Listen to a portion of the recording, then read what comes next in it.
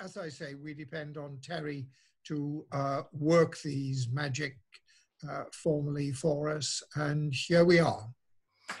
Okay, thank you very much. Well, it is not my. Next time we can do a more joint meeting there where we really discuss our society's activities to some detail, and we can take good impressions from each other. But we, as you probably know, but I can just say a couple of sentences. Our society's name is the Tycho Brahe Society. We have about 220 members at the time, and we have this little observatory outside southeast of Malmö, which you call the Tycho Brahe Observatory. And we have also, I believe, quite a lot of activities depending on circumstances and time of year and whatever. So, but we can come back to that perhaps at some later points, at some later meeting. I would now like to give the word to you, Terry. And you have promised, I mean, I read Peter Gill sent us the last issue of Orbit, or the second last, perhaps now it is. Nevertheless, you had written about your live broadcasts from your observatory. Yeah, I did. That sounded very interesting. So please tell us about it. Okay then. All right. So first of all, I'm actually sat in my observatory. If I just move the camera around. Slowly. I know. So there's the telescope. I have a small observatory at the bottom of the garden. I'm just an amateur. I'm not a professional, anything like that. So what I was going to do was I'm going to show a few slides. Speaker view. Yeah. Speaker view. Exactly. It's you can now change the speaker view instead of gallery view. Again, it's the upper right corner. Now you see Eva, but when Terry starts speaking, he will be seen. Yeah, I'll come to center then, won't I? Yeah. What I'm going to do is run through a few slides, and then afterwards I'm going to try and do a live streaming broadcast. For that to work, I have to log out of Zoom at that point because the cameras are clashing with the two applications. And Peter Linde will have to share his screen of the YouTube site that I broadcast to. So that's the plan. So we'll go through a few slides first, and then we'll try and do that afterwards. So first of all, I've got to do is try and share my screen. If I can do it. When I find PowerPoint. You can share, can't you? Yeah, I think I can. I'm just trying. You are allowed, I mean. So yes. Yes. Fine. Yeah. It's working. Okay. So you should see me in the right-hand corner somewhere. So I'm a member of the society, Eastbourne Astronomical Society, and a few months ago, just after lockdown started, I was looking at something on Facebook, and I saw the Sydney Observatory broadcasting on Facebook Live. And I thought, oh, that's a really good idea. Why can't we do something like that for our society? They were using Facebook Live. We also, as a society, own an Attic Infinity camera, which comes with some software that allows you to broadcast live, or to live stream. So I thought it must be pretty easy, this. But then I started looking into it a bit. It wasn't quite as easy as I thought it was going to be. So first of all was, if I wanted to broadcast, how do I broadcast? We've heard of YouTubers. I'm on Facebook, so I've heard of people who use Facebook Live. The Skype can be used, Zoom can be used. If you're under about 14, you can use TikTok, which, but of course, I've never even used that. So I did a bit of investigation and decided the best thing to do really was YouTube. Although the software that the Attic camera comes with has some broadcasting software built into it, that only runs on Windows. And I'm a Macintosh man. So I try and run everything on the Mac. I can run the Windows software, but it's always in a virtual machine, so it's always slow and it's not really good. So I wanted to do it natively on the Macintosh. So I decided, out of all these options, YouTube would be best. YouTube's sort of agnostic. Anybody can look at YouTube. To look at Facebook Live, you need to use Facebook. To look at TikTok, you need to use TikTok. So YouTube just seemed to be the best way of doing it. So then I thought, well, how do you broadcast to YouTube? So first of all, I thought you need some software. I mean, TV studios have lots of software, I presume. And I found something called open broadcasting software. It's available for various operating systems. The basic version is called OBS, and then there are other companies that have built a bit on top of it. I found this company called Streamlabs, and it's called Streamlabs OBS, which is used by quite a few YouTubers. And so I presume from that point of view, it must work okay if they're using it. So what you can do with that, you can live stream, and you can also record and then do something with the recording afterwards. A bit like Zoom is doing now. Zoom now is live streaming, but Peter is also recording it as well. So he could later move the recorded file to somewhere else, to YouTube or to anywhere, or just email it around. So Streamlabs does both of those. I mentioned this camera, this Attic Infinity camera. We bought this simply because we heard about it, and one of our members had one. And we have public observing nights. And we thought it'd be really good to be able to use the camera for our public observing nights. The Society doesn't have an observatory, but what we do instead is we go to somewhere else in Eastbourne, and we set telescopes up, and it's like sidewalk astronomy. We get people off the street and try and show them things in the night sky.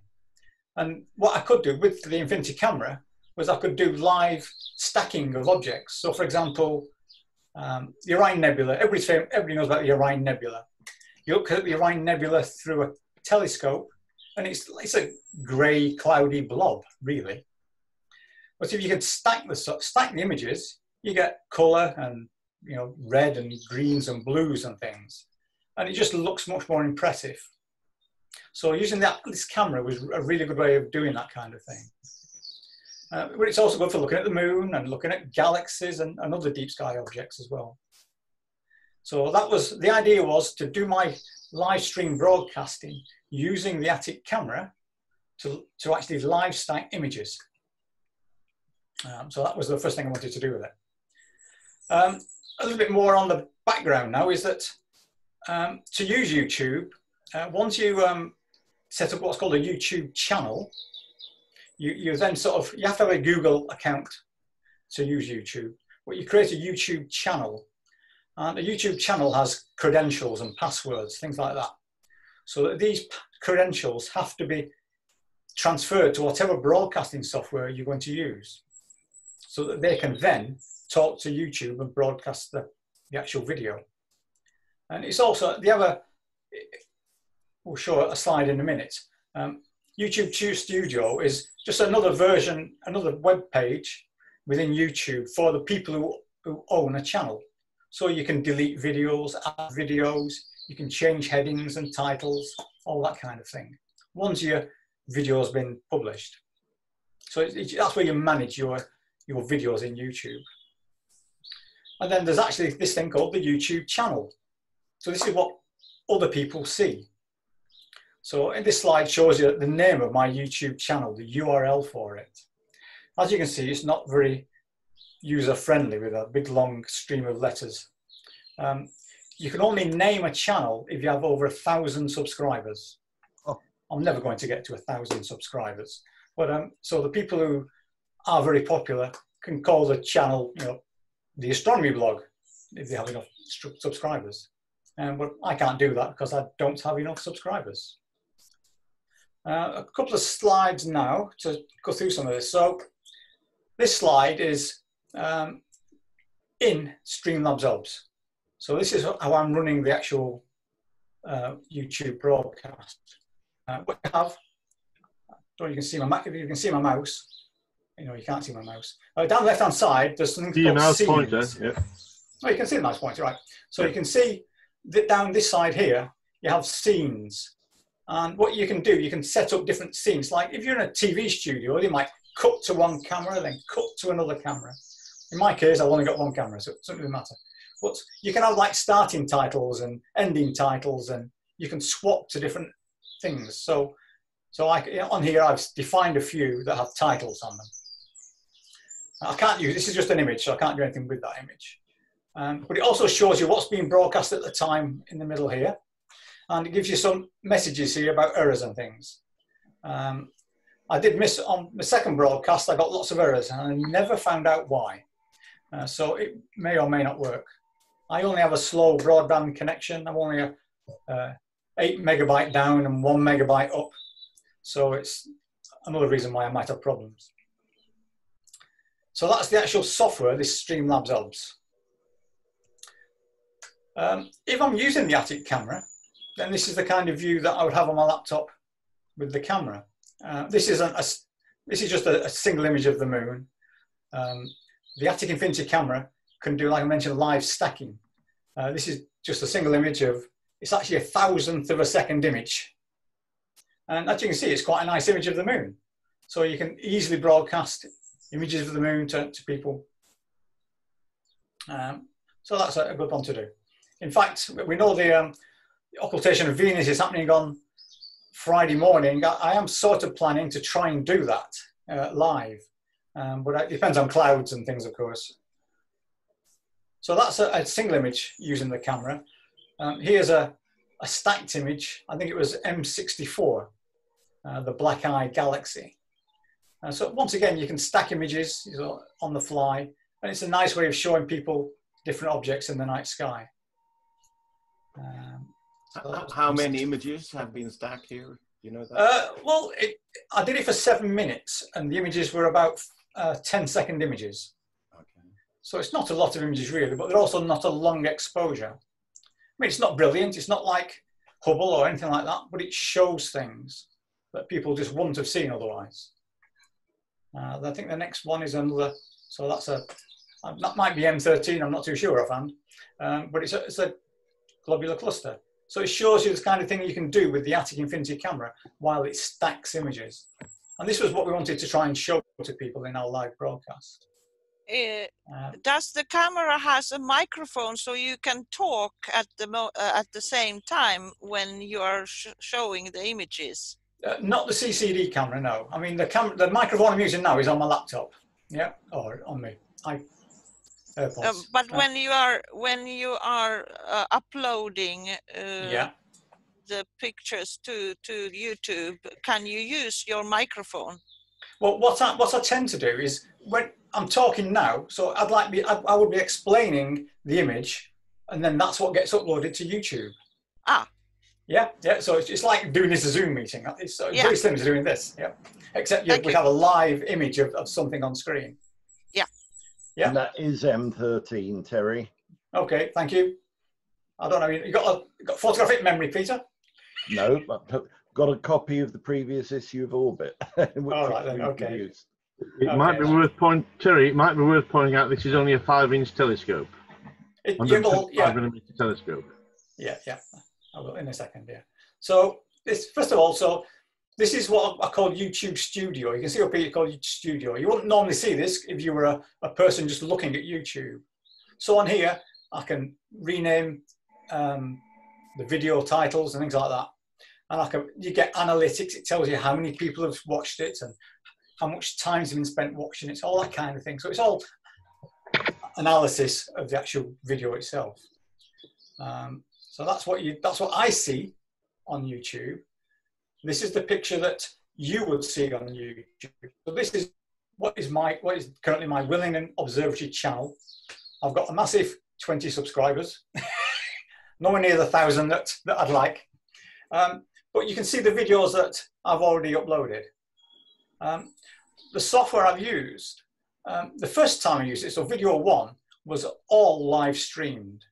I just did it, and it streams at the same time. The way YouTube works, it records it, so it saves it for posterity. So it's always on the YouTube site, but it was actually made live. yeah, and it was streamed live. The next two, number 2 and number 3, are actually recorded versions. I discovered that mouse pointer doesn't show up very well when you do live streaming, but it does when you do a recording. So in these two, in number 2 and number 3, I actually recorded live, but didn't stream it. And then I uploaded it after I finished.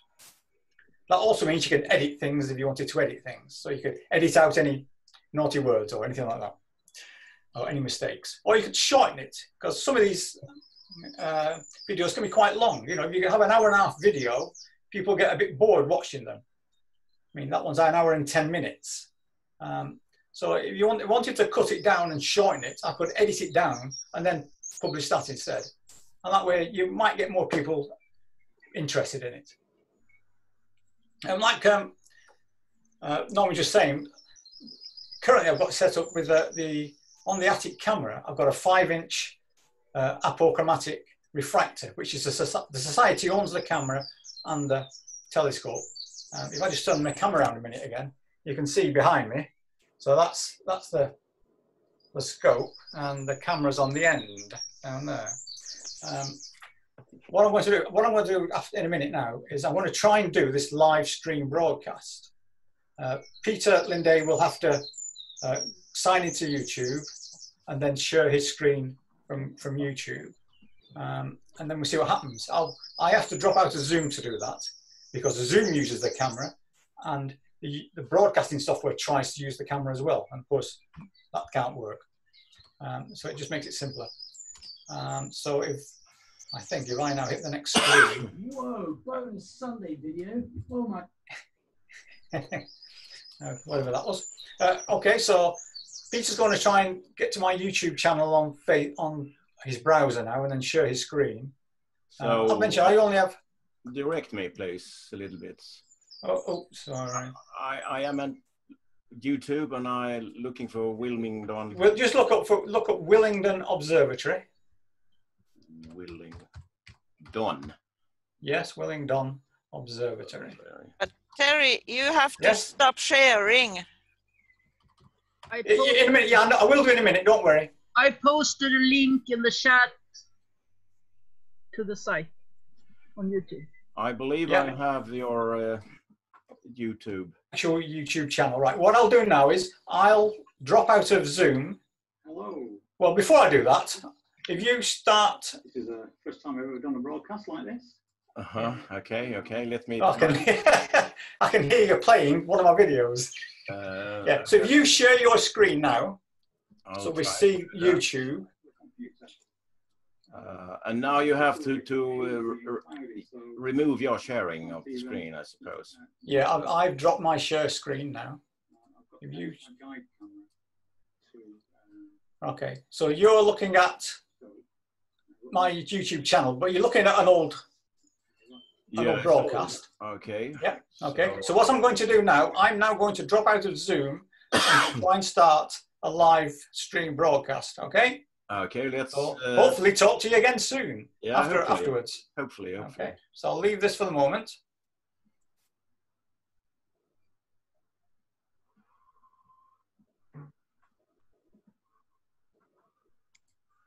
Peter, I believe that what we're looking at right now is not his channel. It's it's one of the recordings on YouTube, but it's not the channel itself. Okay, let's see what I can do about that. This is what I get when I search on YouTube. Okay. And yeah, these are already made. So how? Okay. You have to prenumerera. Wait a minute. These are the ones that are available right now. Yeah. Click on prenumerera. No, I don't think I have to do that, Mia. I speak English. But you are on the channel, so you're at the right spot. Yeah, I believe we did in fact test this about a week ago, and it was not without problems, but eventually we were successful. But this might not be the time when we are. So if you click on channels in the menu, What do you see there? No, the broad menu. Kanal. Here. No, it doesn't do anything. Okay. Video. Yeah. Live now.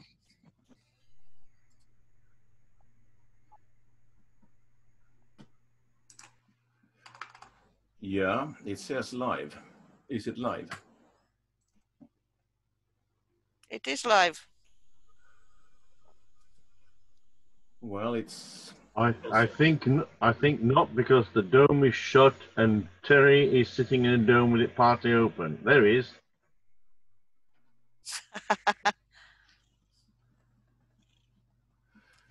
Wait. Can't hear you, Terry. Your microphone is off.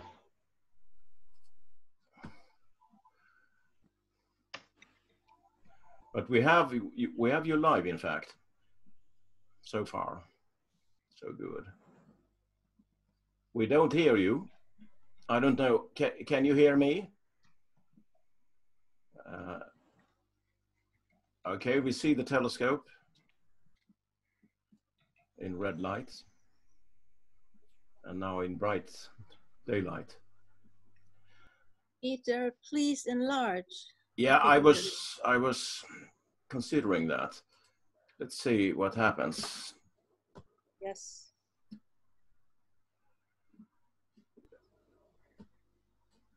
It's always a bit tricky when you have full screen and you're using Zoom at the same time. But this is a picture that we're seeing, evidently. That's correct. But it changed.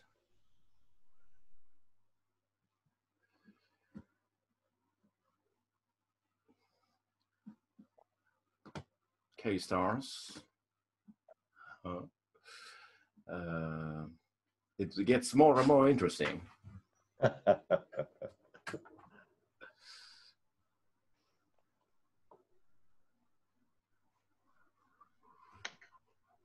Do you have him on phone or something? Because I don't think he knows that he's on mute or that we don't hear him. Last time when we did experiment with this, we used, I believe, WhatsApp at the same time, or something else. I don't remember, but we did communicate outside the broadcast. He has my phone number.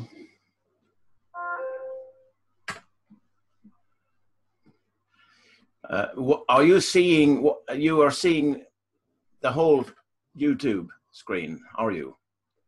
Or are you seeing a part of it? I am seeing 4 screens superimposed on top of each other. Yeah, me too. Okay, it sounds right. And you see the same thing as I see. We see you, Terry, but we don't hear you. Well, something else is happening here. I'm breaking that. What happened to that? I have to get back. I'm not really a YouTuber. Wait, did I do this right? It says live, but that's not what I want to do. You've been invaded by the Israelis. It says live astronomy test still, doesn't it? Yeah. And it says we are viewing people in the screen. Yeah. View options.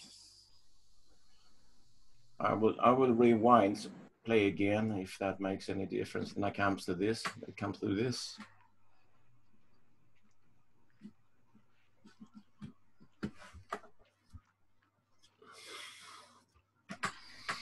Well, we are mixing 2 very high-level technologies here, I presume, and perhaps they don't cooperate extremely well yet. Go off the full screen mode. Yeah, I can try that. Then we are here. We see you now. We don't hear you. Terry, I think your microphone is off. There is no sound. Now we see the picture of your observatory, assuming that you can hear me. But something seems to be loading, the red bar at the bottom. Yeah. Which is evidence of a live transmission, I presume. No, it's not live anymore. It's not live anymore. No, because it has disappeared.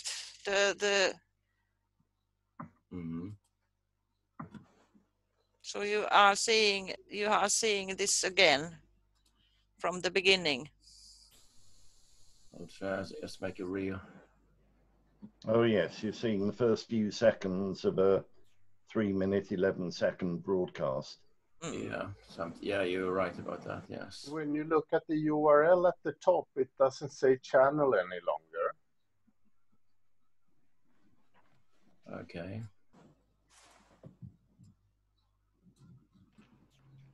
I tried to look at him live as well, and it seems like he stopped sharing sending after 3 minutes 11 seconds.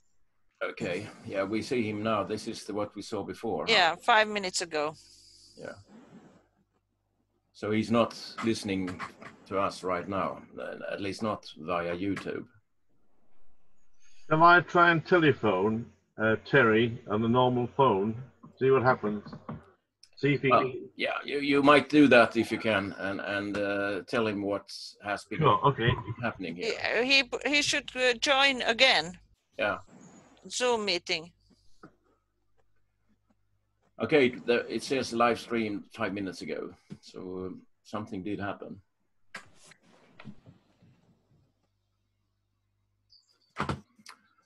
Shall I stop sharing this? I believe I will. Yes, did it work? Oops. Worked partially. Well, you're back. Terry. You're back, Terry. Okay. Terry, well, we did see something. We didn't hear you, in fact. We believe that you live sent for 3 minutes and 11 seconds. Could that be right? It wasn't very long, so it could be about right. Did you time out with the 40 minutes, or?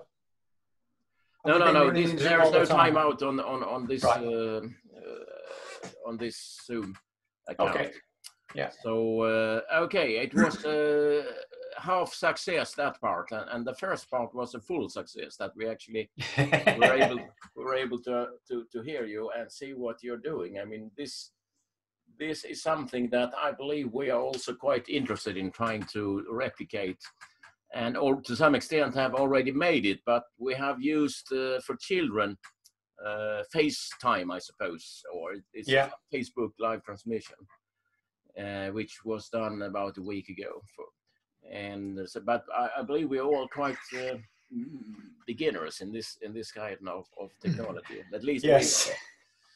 Anyway, well done, Terry. Don't forget, you're the only Webb telescope in existence, because it's never going to launch.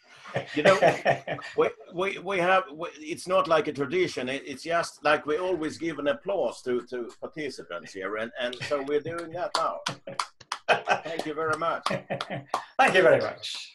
And yeah, I've not got the same budget as the James Webb telescope. No, not but quite. you're more successful.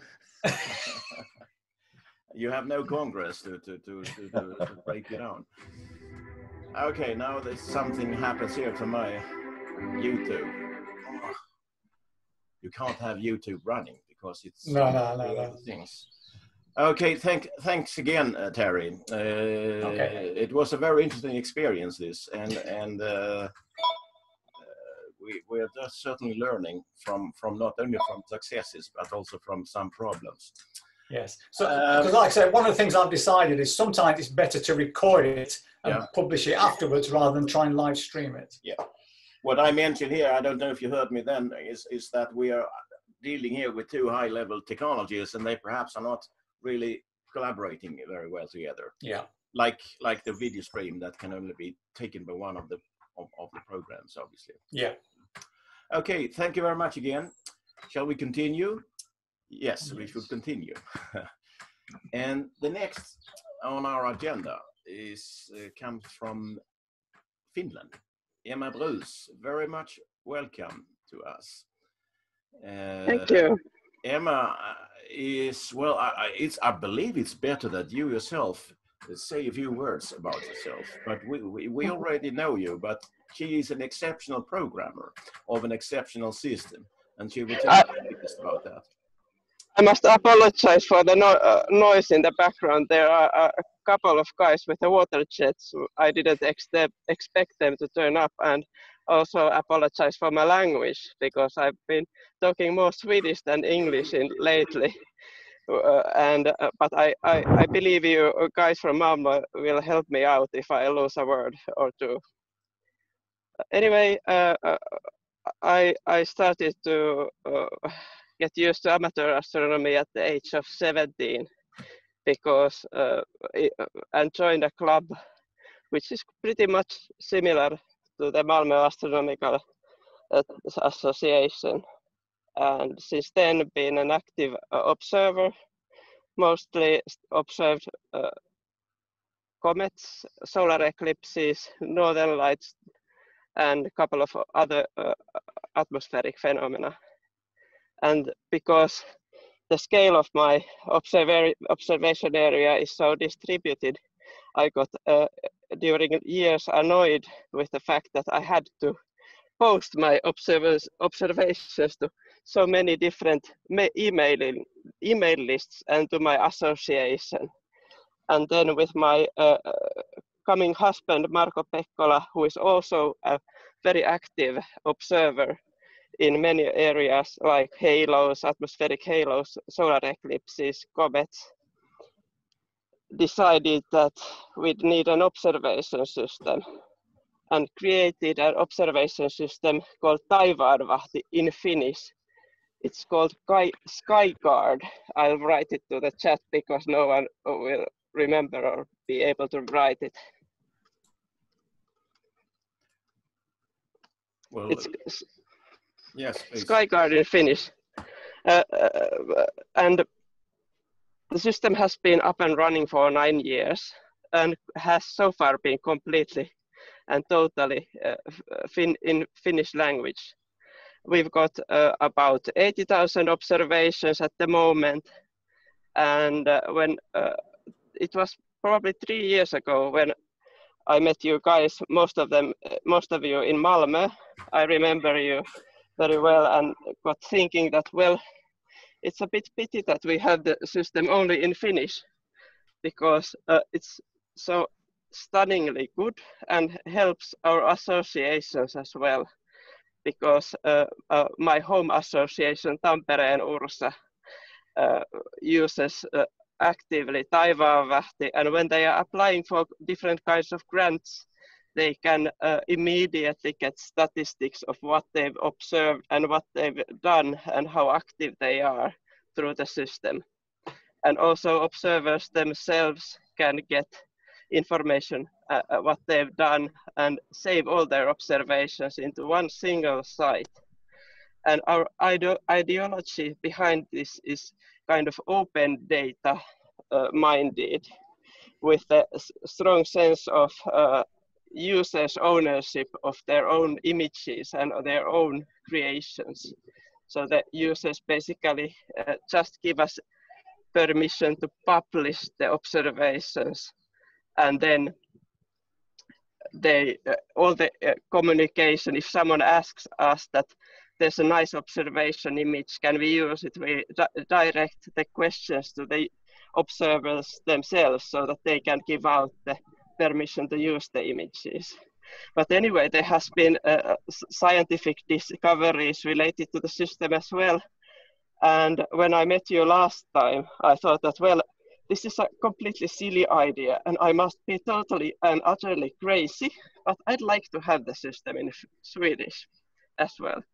Because most of you know this, but Finland is a country with 2 major languages, and Swedish is a minority language. And I've spoken with many Swedish-speaking Finns who, sorry, the guys are coming, who are annoyed because of the fact that there's very little material in astronomy in Finland in Swedish about the local activities, about the local clubs.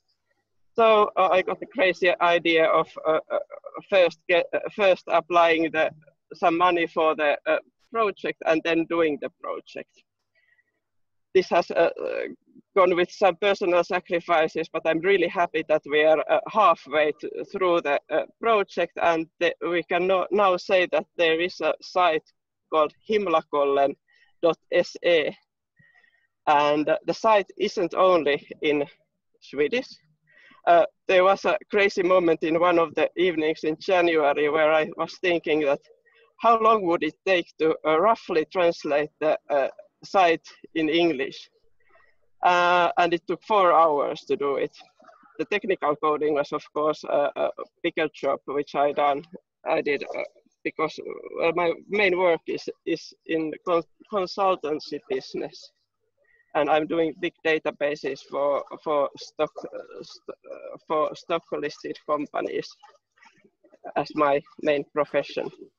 So the site got up and running in both Swedish and English, but the main parts that are missing are the observation forms. We gather observations of deep sky objects, auroras, solar system objects, comets, and also some atmospheric phenomena like halos and even rainbows, because that's kind of something that interests the big public, and they are able to see such simple phenomena quite often in their lives. And of course, fireballs are in the list, and lots of other like so celestial events, eclipses.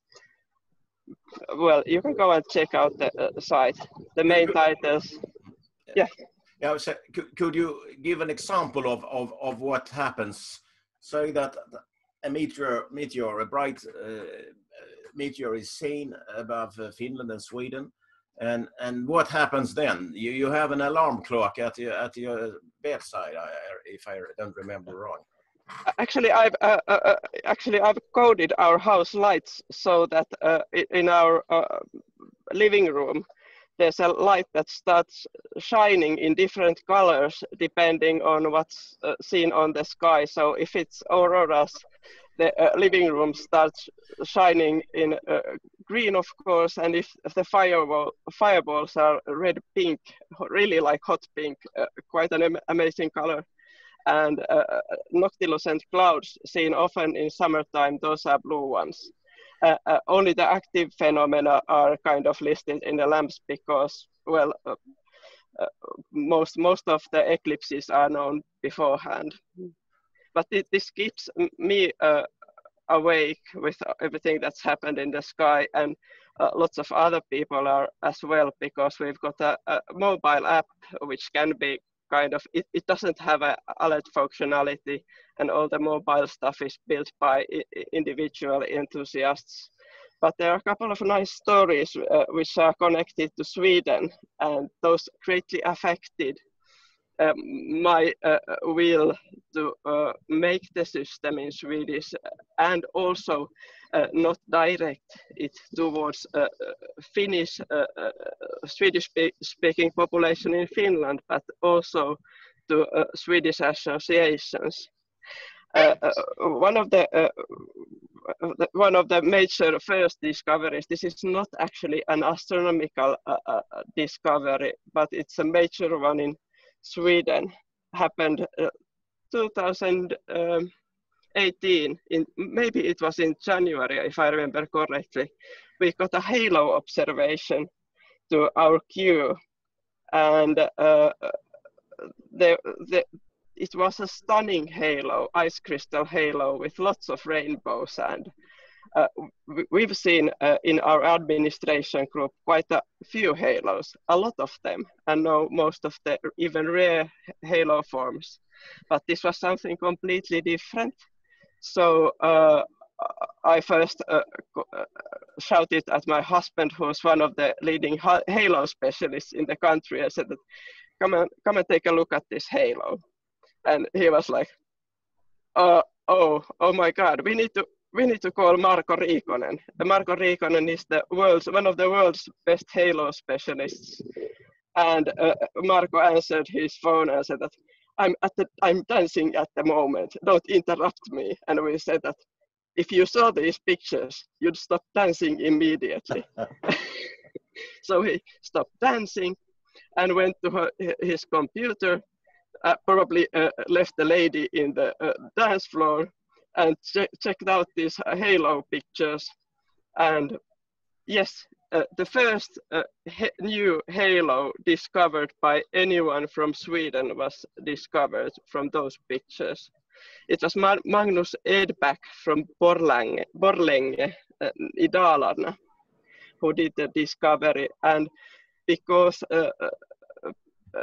there are active enthusiasts in the area of astronomy who are also watching for these atmospheric phenomena, Magnus got a hint from Timo Karhula, if I remember correctly, to send the images to us, because Timo had a faint idea that there might be some specialists available who would check out these images. And yes, there was a new halo that was found, and it got the name of Borlänge halo by the Emma, activists. I was just wondering, so what happens then when the lamps are blinking in your house is that many people are reporting what they are seeing from different parts of Finland and possibly Sweden now in the future, let's say. And so the data will be stored in your magnificent system. And how can they then be accessed? Is it possible for anyone to see the data, or how is it treated, so to speak? Well, of course, there's the main website with a couple of domains at this point, but there are also open APIs, meaning programmable interfaces, which can be used by associations like the Finnish Meteorological Association to get the data. But you can go to Is there a way that we can have a look at the system right now? Oh yeah, just after a while. Maybe I'll leave the other story for a later point. I mean, can you share your screen and showing us? Just a second. Okay. The program is a bit new to me. But you made it. Yeah, there are so very many of these. I've got probably a whole collection of all the communication software installed. Okay. Yes. Are you able to see the screen? Yes, absolutely. Yes. I think I have it in English, and the menus are hidden. So if I had it in any other language, I didn't know how to change. But there's a language selection somewhere in the right side of the screen. Where should I start? Well, you have a full 5 minutes to describe it. So lots of time. Maybe I save the second story for a later point. Okay. This is what we are gathering at the moment, and those who are not familiar with Swedish, I'll read this aloud. There's deep space, solar system, eclipses, fireballs, northern lights, and rare clouds.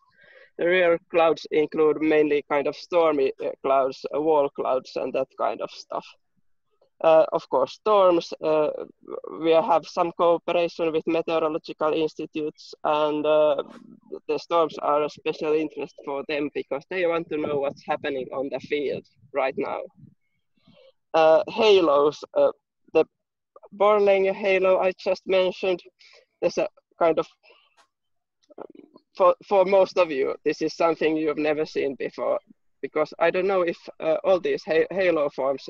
So the main when someone comes and wants to make an observation, the first thing they are doing, they fill in the day and the time of their observation. Everything that is currently in your screen in Finnish, will be translated to Swedish and well, maybe in English. I can't promise that because that will be a tough job, but let's see how it goes. Anyway, to Swedish, and we can make an observation quite quickly by clicking a shortcut to the time selection and picking some point in the map, and the browser saves my information, so I don't need to fill a lot of stuff. And the only thing we are requiring from the observer is the email address, the telephone number. That's something we are also asking here, but that isn't used for much anything. Most of the communication is done by using email. Then there are phenomenon-specific things we are asking. Those depend on what type of observation the individual is making. For example, about fireballs, we are asking, let's go to the fireball form. We are asking the length of the flight, and that helps the administration to determine if that really was a fireball or if it was an airplane. The administrators try to be precise in their answers and provide the flight number if it's an airplane. Emma, could I ask clarify? In principle, anyone in the general public can contribute. Is that right? Anyone. You can go and make your observations immediately if you survive through the language barrier. There are a couple of Swedes who've done that with most significant data and rare observations. One of them is, of course, Magnus, but there are also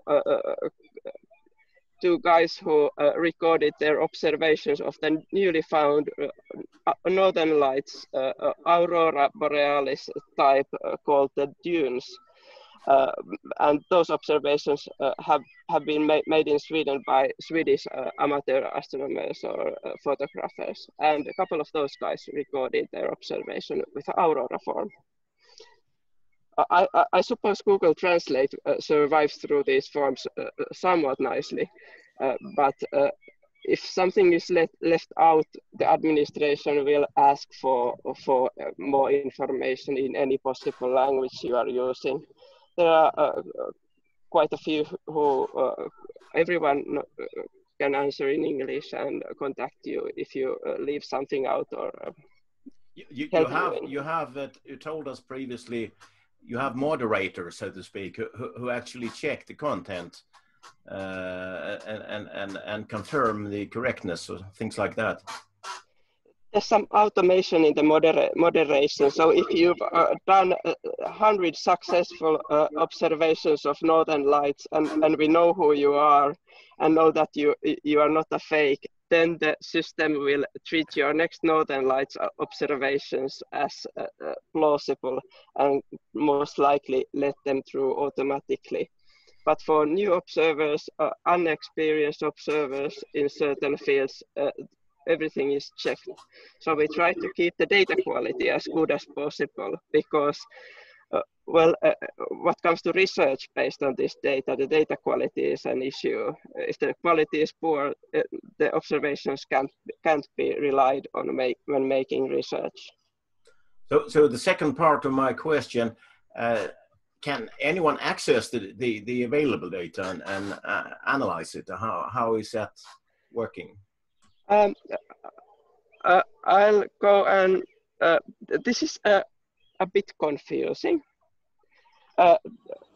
We've got statistics machine, and I can, for example, this is quite nicely, quite far translated to Swedish. So apologies for everyone who's not fluent in Swedish, but let's. What I'm now doing is I'm searching for my own observations.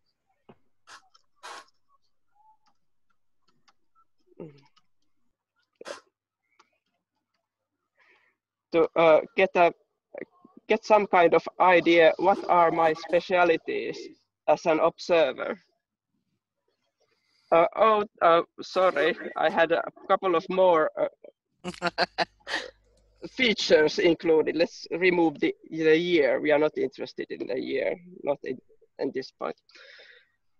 So everyone sees that I've done some halo observations, mostly photographed northern lights, and that's some quite easy things to do for a girl with 2 kids and a day job. But you asked about how to access the data. Yeah. Is that we've got an open API. Sorry everybody who is not into computers, because this will look like a gibberish to you, and I must apologize at this point. But if you are into programming and computers, this looks like, you know what this is. This is a machine readable stuff. And you can program over this data and get the information in kind of tagged format. To hide the crappy tags from anyone who is not interested in computers, you can go and just this is the kind of for the research purposes. If you have some data and you want to get a bunch of observations and compare your satellite data with observations, you can fetch data by using these methods. But normally you just browse through the user interface. Sorry.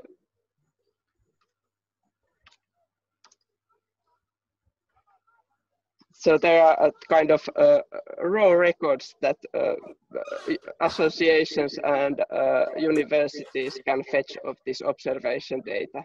And this can be, of course, limited to whatever kind of phenomenon one is interested in. But of course, the most interesting parts are the discussions between the observers themselves.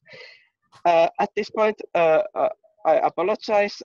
We haven't been able to make these texts flexibly translatable between the languages. Most of you don't understand Finnish, and the language barrier is pretty heavy.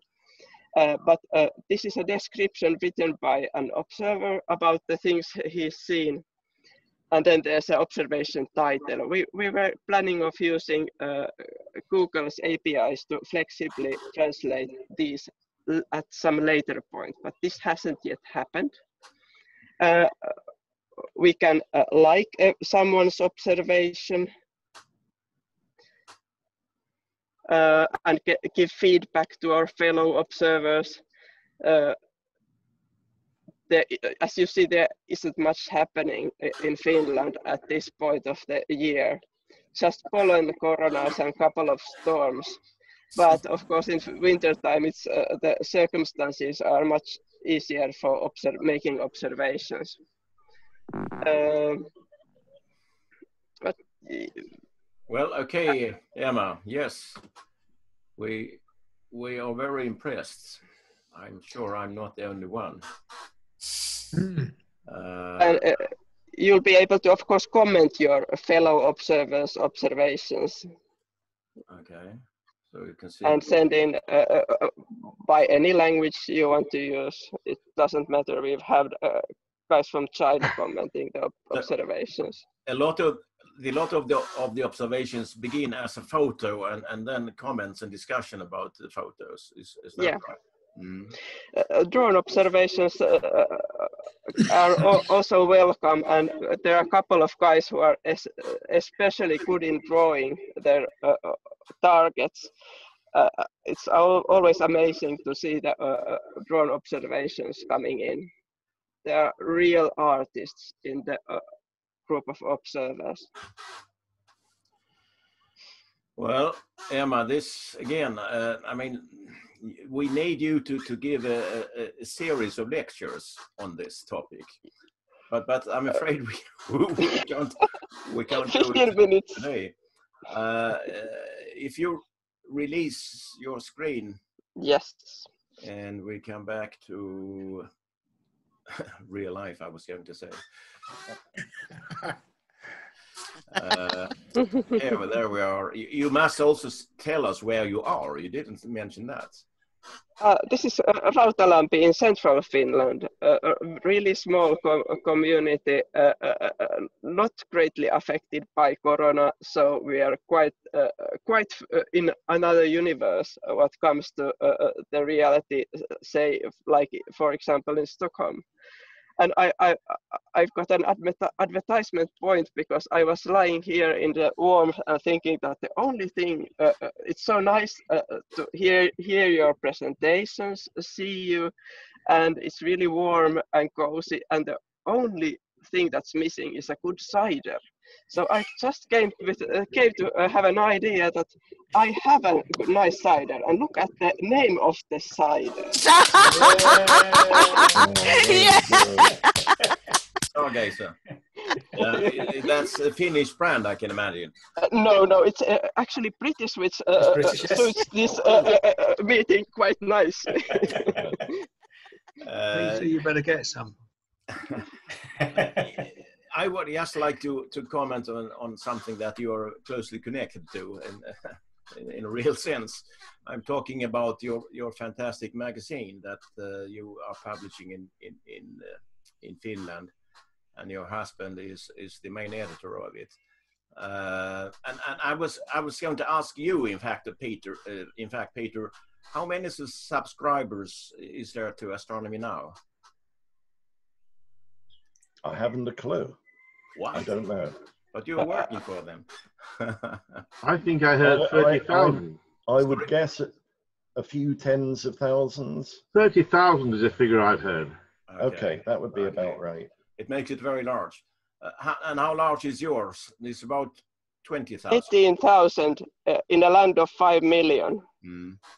So, in fact, in the Swedish Astronomical Society, we are now looking very strongly at collaborating with the Finnish Orsa Society, who is running this Finnish magazine, which is very successful. So, in fact, we are aiming at translating, believe it or not, some of the Finnish material and using that in the Swedish national magazine. But that's another story. Yeah. May I ask, Emma, and yes, Peter, the magazine is Tahet Ja Avarus, or however it's pronounced. Forgive my pronunciation. Well, it's not worse than mine, I can tell you. I used to receive copies from a great friend of mine, R.A. Kilamaki, in Finland. Yes. I hope he's still well. I remember I've been in his lectures, and we come from the same astronomy club. Oh, right. And I was so impressed. And I'm similarly impressed, Emma, with your English. You apologized for it. It's far, far better than my Swedish, and my Finnish is non-existent. Thank you. Well, are there any other questions for Emma, please? I have just to say something to Emma. Yeah, you know, I bought a new, very nice flowers, petunias, for my garden like a month ago that hang in a basket. And look at this. Look. What does it look like? You know, the variety is called lovely. Night Sky. It's called Night Sky. And it's lovely. So I just think it's fun that a lot of things, like your cider, is called after, you know, astronomy and universe. But it really looks a bit like a night sky with objects on it. I've written some of the gardening and astronomy, and there's a lily called Stargazer as well. It's a lots of flowers that is called things like after stars and whatever. Astronomy. Yeah. Okay. Yeah. Any other question? Some question or something more? Can I ask Emma? Yes. About noctilucent clouds. They weren't mentioned. Do you see noctilucent clouds? Oh yeah, and there's some. We are hoping to launch an more international project related to observing those at some point. If we get the proper funding, there's a group from Germany involved in the project, and also the Finnish meteorological organization, and then a state research organization as well. And I really hope that we get funds, and our target at that point would be to translate the observation form to English, most definitely. I did manage to get a couple of shots of some from Eastbourne last year. Now is the time for that, or after a couple of weeks. Yeah. The latitude of your place now, where you are, is that in the order of 65 or something like that? Pretty much. So it's quite difficult to observe anything right now, other than the flowers in the garden. Yeah, we can see that it's quite bright anyway, obviously. Well, it's also here in southern Sweden. Thank you very much, Emma. It was fantastic to hear you from the very center of Finland and about what you are doing. I hope that we're all envious, in fact, and I'm sure our English participants would not mind if you can actually translate it also to English. I'll try my best. You're getting a lot of new reporters. Okay, thank you, Emma. Now we will move on. Yeah, yes, an applause, of course. Thank you, Emma. You don't have your microphones on, so we don't hear all the applause, but we can still see it if you have your camera on. So that's still very useful. Well, Peter Gill, a very old friend of mine. I hope I am a very old friend of his. I suppose so, but very old. We met already in 1969, the first time, in fact, and we have been keeping in touch on and off, perhaps, but nevertheless, for a long time. So we are very good friends, and he has made me come to visit you, and that has been a very pleasant experience. Now, Peter is a very special person in many ways. Those of you just who the know way him, I walk. those of you who know him I'm sure that you can describe many interesting properties of Peter. So we don't go into that, do we, Peter? But tell us about the legendary and world-famous Patrick Moore and your association with him. Now you have 15 minutes, something like that. Can you do that?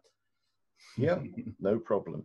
Please, you have the floor. Let me say, first of all, before I talk about Patrick, Peter, wouldn't it have been marvelous if we had had this facility when we were trying to establish the IUAA?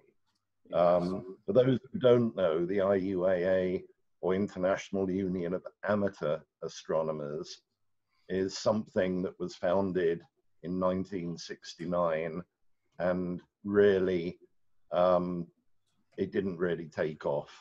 And part of the problem was long lines of communication. So if we'd had something like this, there in fact you can see Patrick Moore talking at an IUAA General Assembly, possibly one in 1972 in Malmo, which was organized by Peter Linde. And others. And others. But you were the principal. Oh my God. That is a very young version of me. Look, he's loving it. He's really loving it. Aged, I don't know, 19 or 22 or whatever, something or other. And that's Peter and the very great Patrick Moore. I'm assuming that everybody knows of Patrick Moore, who's written lots of books, probably translated a lot of them into Swedish and maybe even Finnish. But let me tell you how I met Patrick, because it's quite, well, I think it's an interesting story. In England, the United Kingdom, there's a government-run lottery. It's called premium bonds, and the interest from people's purchases of these bonds goes into a monthly draw. And when I was 14 years old, I went off to school January 65. Obviously full of excitement about the first day back at school. Came home to find that I'd won £50, English pounds, on this premium bonds. And I wanted to buy a telescope. And I knew nothing about telescopes. My mother knew nothing about telescopes. And Patrick, at that time, as well as his monthly Sky at Night program, which started in 1957,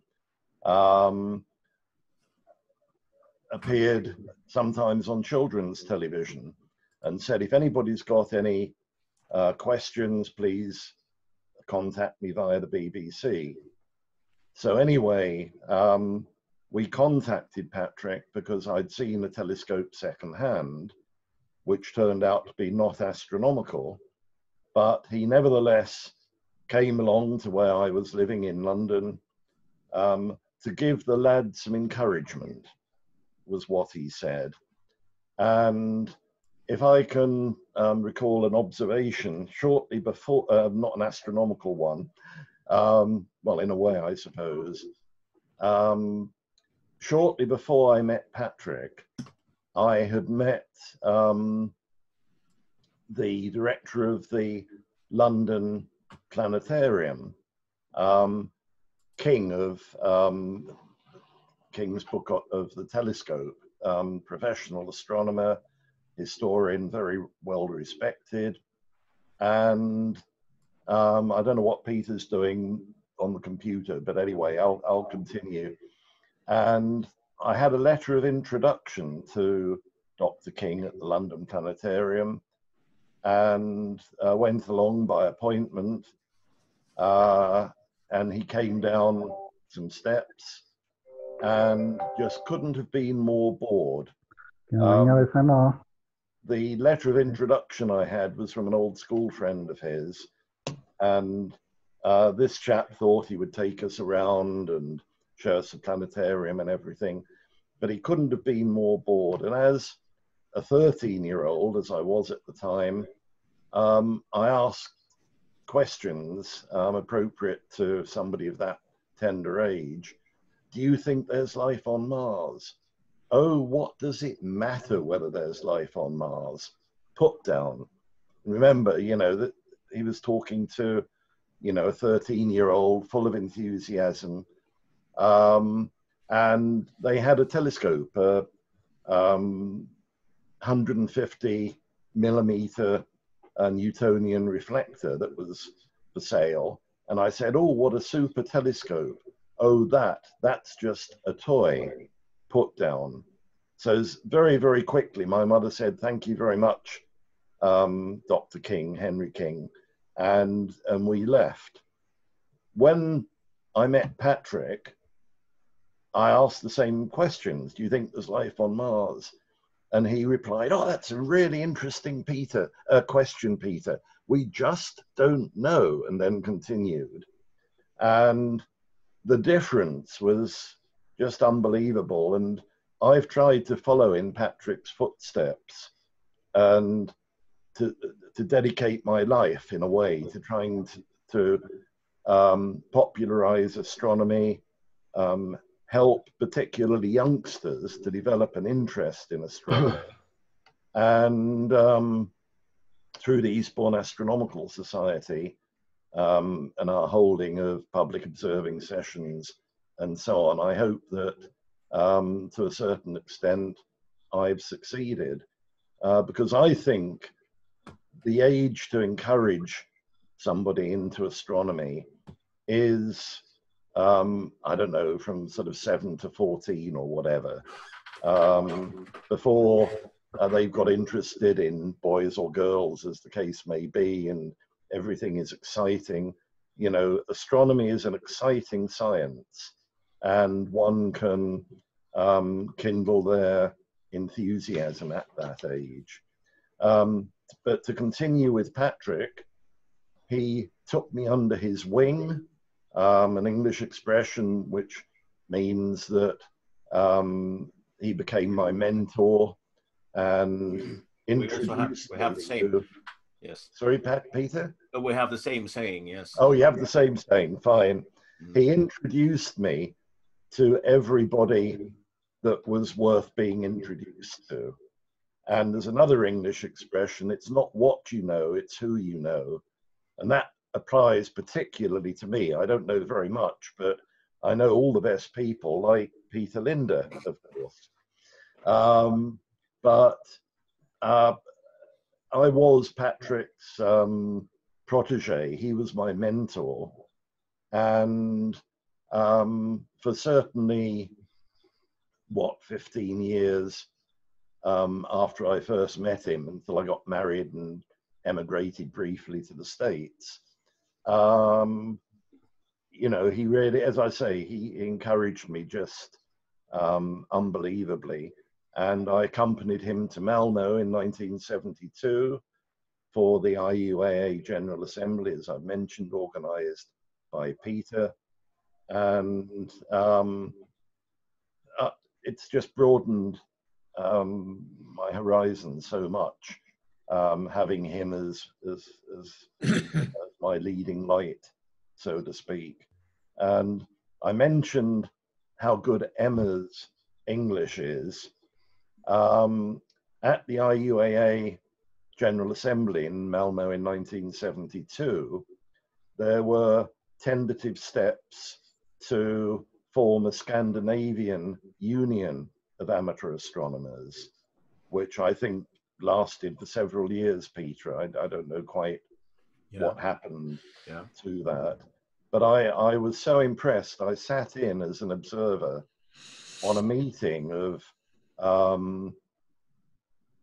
teenagers, really, perhaps a few people in their very early 20s, who were trying to establish this organization. And I know Swedish isn't an international language as English is, but I couldn't believe it. You know, some of these young people, their English was better even than mine. We have to forgive Terry. He comes from Northern England, and I can't understand what he's saying. I hope you were able to. But as I say, Patrick, wonderful man, born in 1923, sadly died in 2012. But the number of professional astronomers, never mind amateur astronomers, who were encouraged by Patrick. I don't know if we can include you in that, Peter. Absolutely, to a large extent, yes. Yes. And of course, his books. He's written, or he wrote over 100 books on astronomy. And I've got more books by Patrick than any other author. And again, it's all about encouraging people to take an interest. Patrick's books, if one reads them, sound just like he was talking on the television or be talking to you face to face. And I owe him a great deal. I could talk about him and reminisce for hours on end, but I'm sure you don't want that. That's for a pub with several pints of wonderful Swedish ale or English cider, Emma. I like both. So anyway, if anybody's got any questions, right. I don't know how the time's going, Peter, but I'd be happy to answer anything.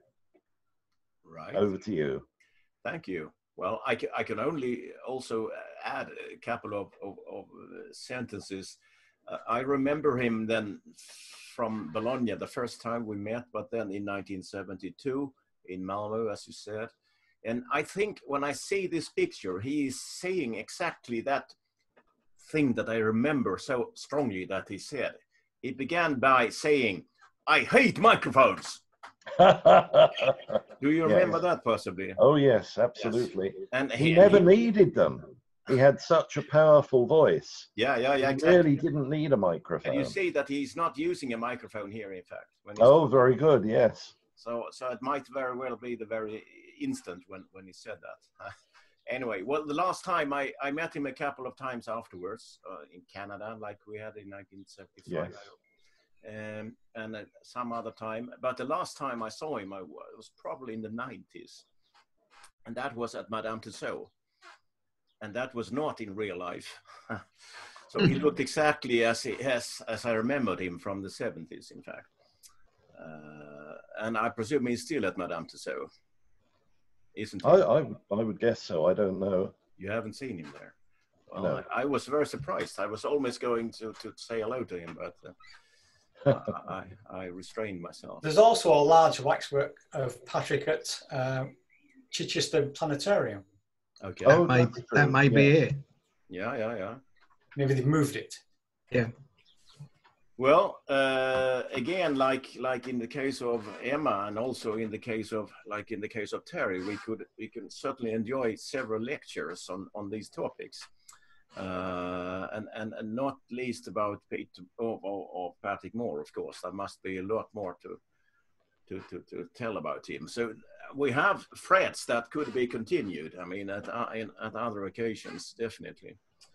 Can I just make one comment about Emma's presentation? I've got this vision of her living room and a lot of activity going on and lights flashing, red, blue, green, whatever. And, you know, to anyone looking in from outside, you'd have a disco going on, wouldn't you? Yeah, actually, our neighbors have noticed that the house changes color occasionally. But I think that's that is dedication for you, isn't it? Absolutely. But that could also be a public service to build something. Think of your local observatories. If you had active observers, you could have a light in your observatory in any place quite easily, shining based on the colors of the sky. All of you, in all of your homes. Ain't that difficult? There you are. Take that to heart, everyone. We are listening. We are listening. Thank you very much, both of you, all of you so far. And well, I will probably end the meeting with a few comments that I also promised previously that I would do. I want to say thank you to Peter. Yes. Oh, yeah. Giant applause. Thank you. I forgot myself. Hope to see you again soon, you and Peter over in England. Yes. Or someone coming here. That's been discussed for a couple of years now. Yes. Well, we'll have to see what happens with COVID-19. Yeah. You have a good excuse there, I'm afraid. Anyway, let me show you a picture. This will just be a short news item. It should have been shown by the guy who took it, but he is not able to participate. And then it should have been commented by Ulfar Johansson, who eventually was not able also to. Oh, wow. Wow. Oh, wow. Impressive. In fact, yes, I will in fact change to another view. Just a second, if I can. There are so many views that you can change to. Yeah, that should be the one. Now, you say this is the same picture then. And this is Ulf R. Johansson, by the way. He is the author of a blog that we call the Cassiopeia blog. And it contains a lot of things, historic things, as you can see. And in fact, I just pressed the Google English translation now, so you can read some of this, I presume, but it's Google's standard, but which is often quite high, by the way.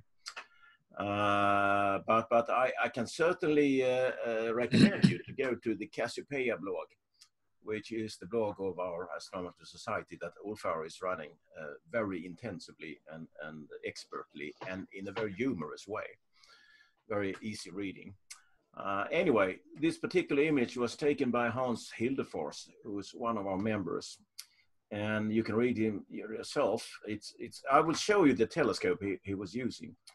I know Hans also for a long time. He was actually also participating in the 1972 meeting, Peter, by the way. And this is what he took on 2nd of June, obviously, and using a Lunt telescope. That's a 10 centimeter, I presume, is it not? And he has then used lucky imaging in the sense that he's video recording about 1,300 exposures, and from them a computer program has selected 200 and stacked them in to make this image. So it becomes a very high quality image, in fact, as you can see. The width of this, it's about 1 arc minute. Yeah. Let me take you back to the previous image. I can say that this image is now used by the company from which he had bought the camera that he's using. Let me go back to that part again. So that's the image. I've never seen any amateur image like this. No, that was the wrong way. This is the telescope he's using, by the way. So it's quite advanced, but nevertheless an amateur type of telescope. And he lives in not at the center of Malmo, but in the outskirts, and he has a very bad sky. Nevertheless, using an H alpha filter, he's doing enormously nice work on nebula that I'm not going to show you. But this now in the summertime, he concentrates on the sun. I'm sorry, I can't give you the technical details of the camera, but I know it's one of the latest CMOS cameras. So please don't ask me about that. But this is a 10 centimeter lens, and that's if you know have some knowledge of seeing conditions and how seeing works, then you are actually at an optimum with 10 centimeter. You're more likely to get image diffraction limited images if it's not too large, because if it's larger than 10, then you always get some kind of averaging of turbulence, while at this particular size and slightly larger, you can get diffraction limited images, and that is evidently what he is getting in that solar image like that. But this Lund is expensive. I haven't mentioned that. I haven't mentioned that part of it, of the story. Okay, so that's it. That's the news that I was going to show. I was promising, and I will just in 10 minutes show something else, just to round this up, so to speak. And that has to do with a program, or like you start, what you call it, a planetarium-like program. And let me start at this end here. You may know quite a lot about this, some of you. I don't know, in fact. I'm no expert on it. But I will start with this screen. Have you heard about Simbad? Yes. Simbad is the general name, as you can see.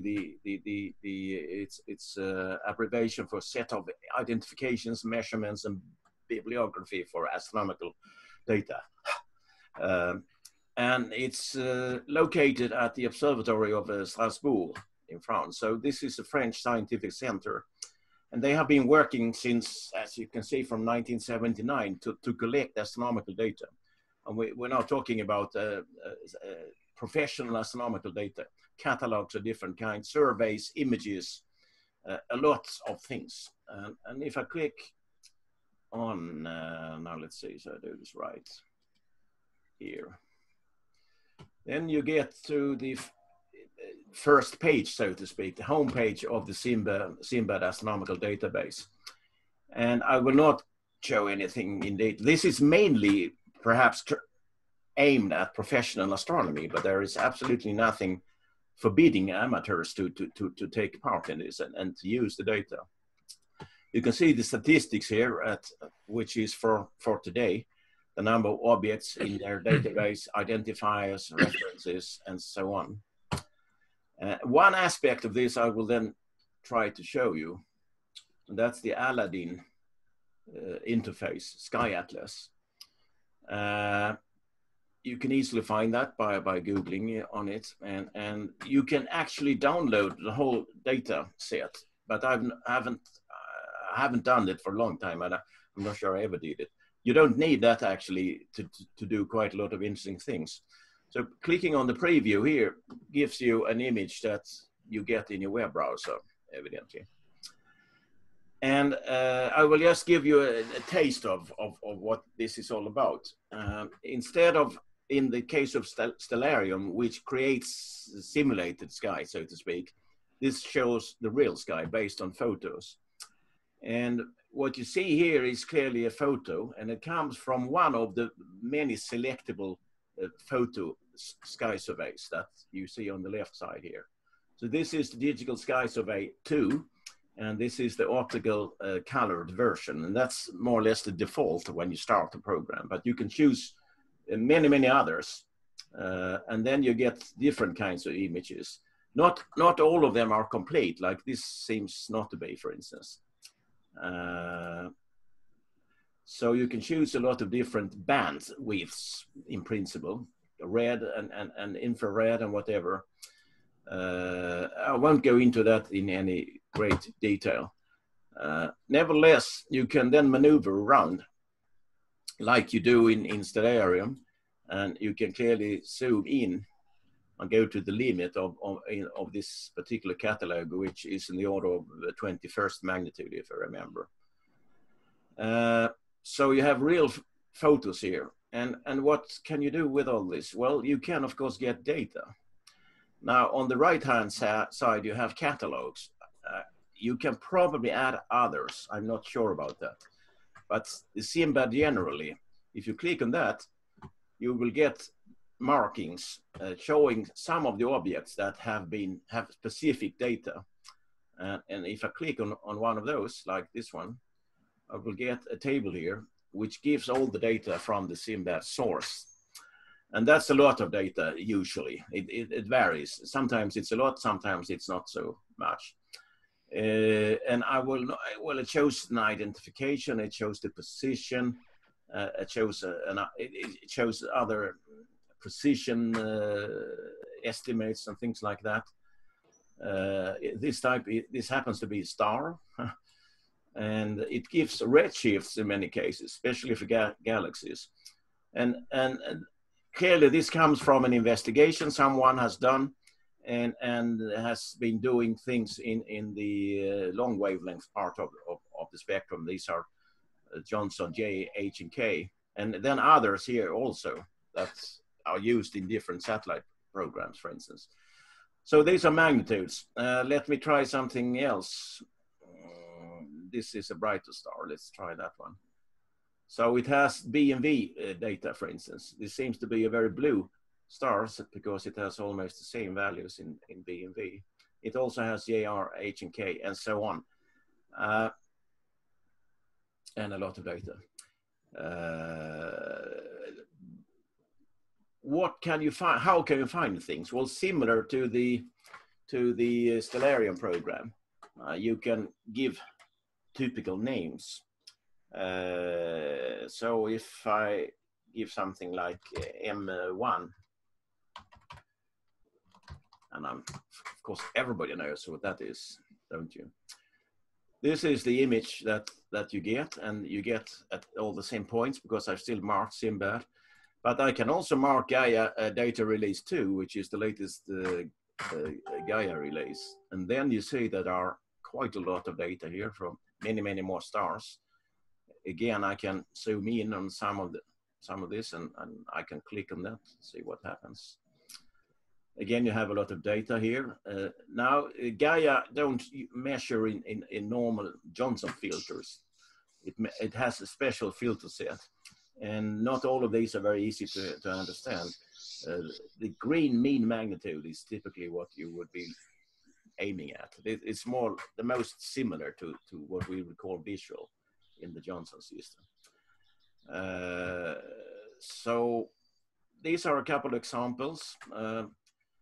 I can also write HDF. Do you know what that is? Someone? Hubble Deep Field. Hubble Deep Field, yes. So if I do that, I get into this, I will zoom out a bit and I will remove that table. You don't see a lot of things here. Hubble Deep Field, yeah, I hope it's right. It's a very empty field, isn't it? So I will just remove it for a second. Then you see that there are a few stars and of course a lot of other things. Because this field is especially interesting in the fact that there are very few stars and many galaxies, especially if you use the Hubble Space Telescope. Again, this is a Gaia data for one star here. 16.32 of 33 in green magnitude. Interestingly enough, these things changes from time to time. Now when I look at this and turn on the SIMBAD, I get all these. So clearly a lot of data has been added to the database. All these are SIMBAD measurements. And this is a very big inclined rectangle, as you see. Inside that rectangle, if I zoom in, you have this. And for me, this is a very familiar shape because the original Hubble Space Telescope with Peak 2, as it was called, Wide Field Planetary 2, had this type of detectors. And so you got these images which are L-shaped or shaped or whatever you like to call them. Clearly, this area has been very, very intensely studied. And all these new data points here, I haven't seen them until today, in fact. Let me click on one of them. There isn't much data on that point, but it's a galaxy. And it has redshift. So in fact, what you can find out quite a lot here are galaxies and their redshifts, which of course is an indication of their distance. So this particular area, of course, has attracted a lot of attention due to the fact that it's been observed by the Hubble Space Telescope and it's one of the deepest images. There is also south version of the Hubble Deep Field, by the way, another field. Peter, I think the lack of data points at the top right reflects the fact that the original Wide Field 1 camera did not image that particular region. So it's only when the camera was replaced that that region was surveyed also. You remember the Pillars of Creation photograph? Again, the same thing, the original image of that. You had sort of black in the top right where they hadn't exposed any, they hadn't recorded anything. And again, with the new camera, then you saw that area as well. I don't know, that's just a thought. Well, I actually used the camera, the with Big 2 camera. So this little part here, you can see my cursor, can't you? Yes. That also contains the CCD detector of 800 times 800 pixels, which was very, very high level, or very much at the time. But it's a CCD detector which has a different pixel scale. Well, its optics is different. So that part was called the planetary camera, in fact. Yes. And this is still for the Withbig 2. But you're right, later on, that was in turn replaced with a completely much better, that was probably the Withbig 3. So yes, well, again, I was not planning to give any deeper thoughts about this. More or less just to give the hint that there are quite a lot of potential in looking around. You can we can take a couple of objects, just propose something like a Messier object. M13. How original, Terry. That's the way it looks. It's clearly a very dense globular cluster, of course.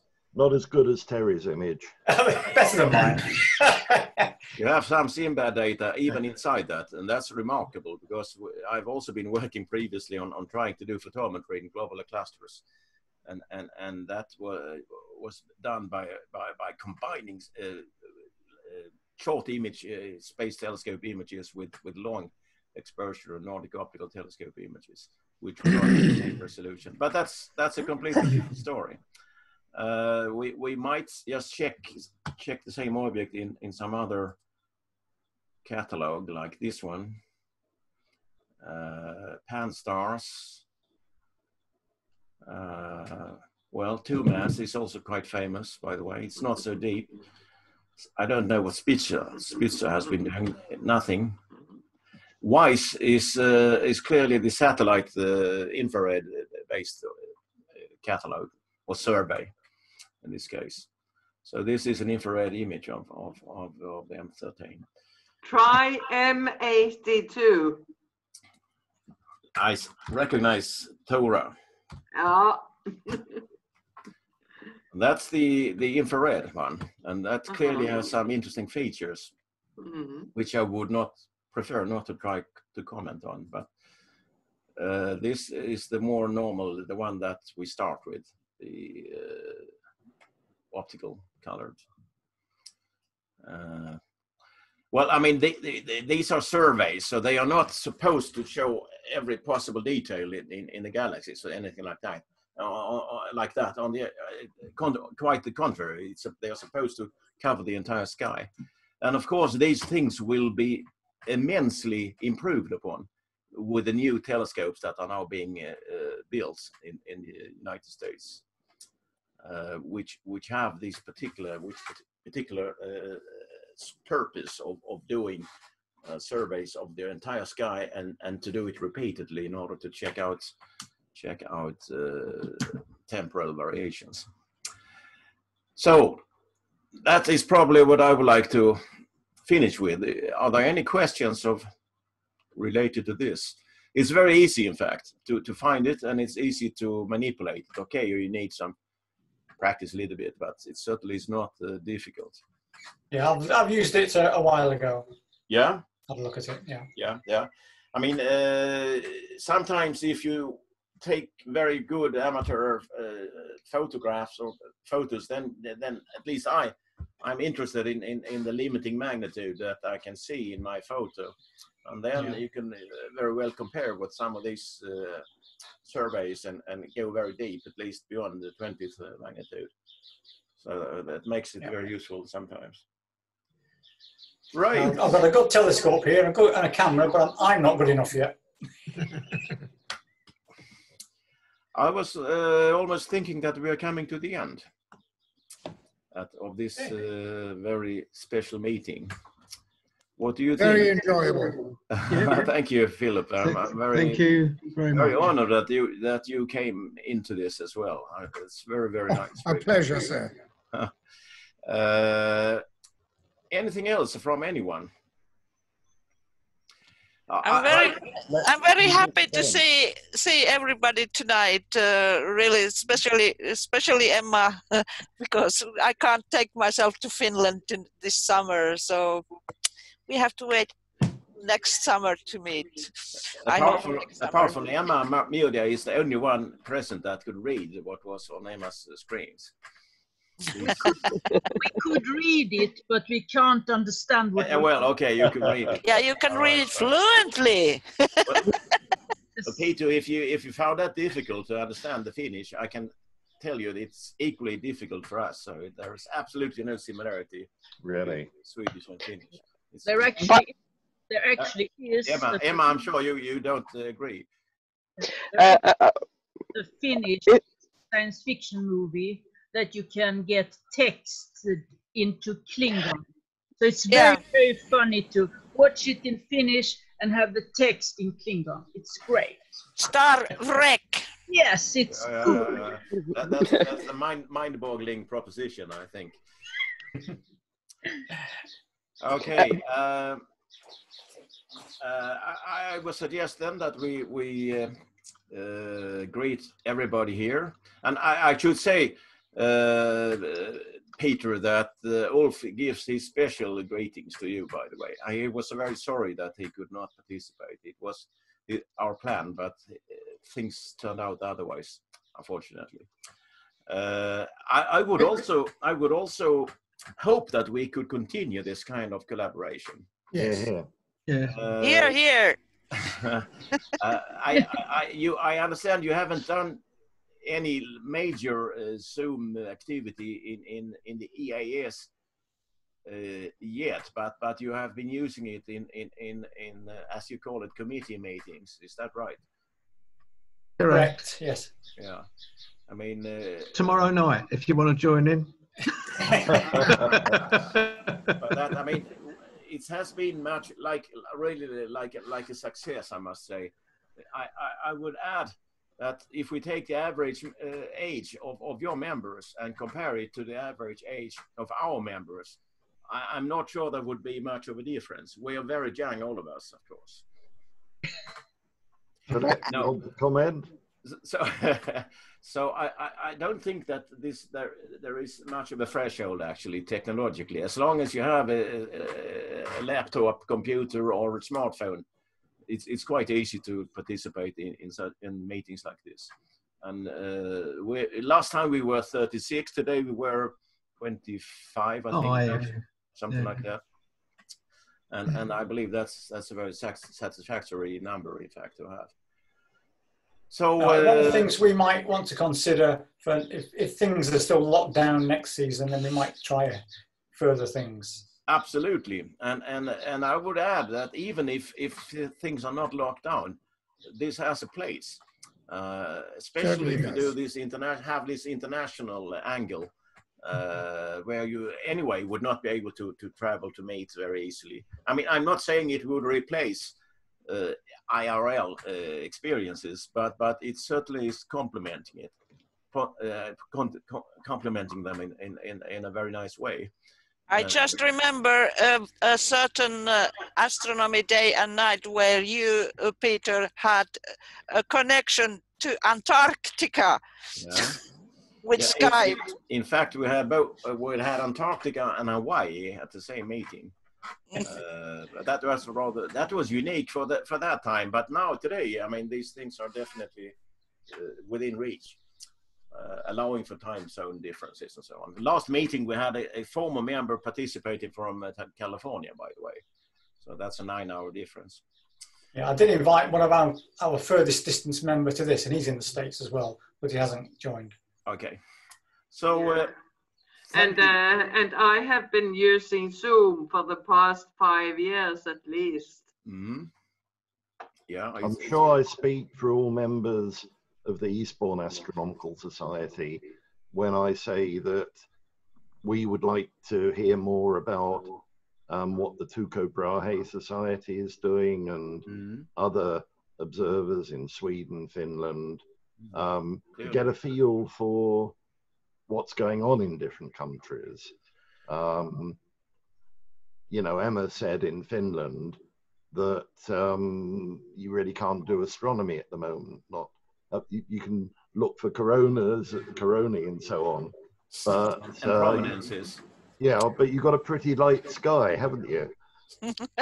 Absolutely. Yeah. We have in up northern England, Scotland, but at least we do get some darkness. But it's obviously coming up to the shortest day. But you just have to wait another week, then it's getting darker again, Peter, so don't worry. How about the longest day? Yeah. So yeah, it's sad really to say goodbye, but I think it's the time to do it, and let's keep in touch. Yes. Peter, this has been a huge success this evening. Very encouraging, and we will do it again, of course. All right. I think we all owe you a great vote of thanks for hosting this. This is wonderful. Agreed. Thank you. Thank you very much. Okay, thank you. And with that, I will close down this meeting then. You can leave yourself, but I will close the entire meeting, and there will be a recording. I haven't considered it to be open to the general public, but it could be open to our members somehow, and we can communicate on that and see what the best. We have our own channel in YouTube, and you can regulate the link so that you can publish a thing there which is only approached with the code. Yeah. Okay. Yeah. You can ask Jan. And that you agree to that, Terry? That would be a reasonable vehicle to put it somehow on YouTube and make it available only to members. Yeah, I mean, at the moment, my Willingdon stuff is available to anybody. Yeah. So it's not password protected. But like you say, if you want to only limit it to certain people, you can on your channel you can put a thing which is not published to everybody. Yeah, but I realize that. Yeah. Okay, we'll come back to that and make sure that it will be available to those who would like to see it again. Thank you very much for tonight, and I hope to see you again soon. Thank you. Right. Thank you, everyone. Thank you. Thank you. Bye, everybody. Bye. Bye. Bye.